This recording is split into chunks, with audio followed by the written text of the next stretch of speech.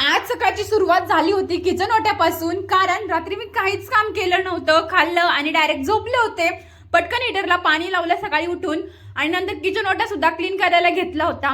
Gallery पण clean करायची होती कारण झाडांना काल पण पाणी दिलं नव्हतं. म्हटलं चला पटापट आवरून घेऊया कारण आता कचरावाला पण येईल. मला तो कचरा पण एक साथ द्यायचा होता सगळा आज. आणि पटकन मी पण फ्रेश झाले, ब्रश वगैरे करून घेतला. तोंड पण छान धुतलं होतं. पण बघा ना, माझ्या ओठाला अजून पण लागलेलं आहे. अजून 8-9 दिवस राहीनी असं, पण सारखं ब्लड येते आणि जास्त ब्लड गेलेलं चांगलं असतं असं म्हणतात. त्याने जखम लवकर बरी होते. त्याच्यानंतर मी छान असा किचन ओटा क्लीन करून घेतला आणि आहून उशीर होत होता म्हणून पटकन चहा सुद्धा ठेवून दिला. त्याच्यानंतर दूध सुद्धा तापायला ठेवलं होतं.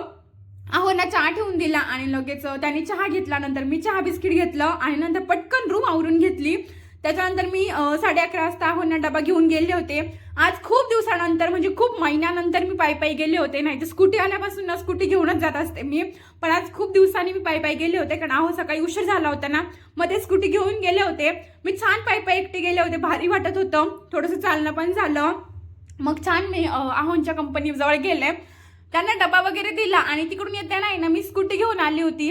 मग काही शूट केलं नाही, दिवसभर असाच गेला माझा जेवण वगैरे थोडं आवरण्यात. त्याच्यानंतर आम्ही संध्याकाळी आहे ना दळण दळायला गेलो होतो. दळण टाकलं आणि थोडीशी पाणीपुरी वगैरे खाल्ली. आणि आजकाल ट्रेंड चालू आहे जो डेझर्ट बाउलचा, तो इकडे सुद्धा आलाय. मग मी माझ्या आहोंना म्हणत होते मला खायचा आहे म्हणून. म्हणे ठीक आहे चल. मग छान आहे ना, आम्ही ओरिओवाला घेतला होता छान मस्त असा. मग पटकन आहोंनी घेतला आणि त्यांनी सांगितलं का आपण इथं खाऊया. म्हटलं नाही, माझ्या ओठाला लागलंय, आपण घरी जाऊन खाऊया कारण मला ते योग्य वाटत नाही आणि मला खूप लाज वाटल्यासारखं होतं. त्याच्यामुळे म्हटलं चला आपण घरी जाऊन खाऊया. पण माझ्या लक्षातच नाही राहिलं की यार आपण दळण पण टाकलंय, ते आधी घ्यायचे आणि ते पण झालं नव्हतं. त्यांनी आताच टाकलं होतं. आता त्याला 10 मिनिटं लागणार होती. मग दळण घेतलं तिथून पटकन असं आणि ही गिरणी आठवली.